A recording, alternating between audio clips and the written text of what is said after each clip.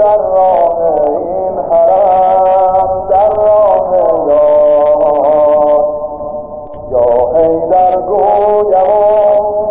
شمشیری جویم و اندازم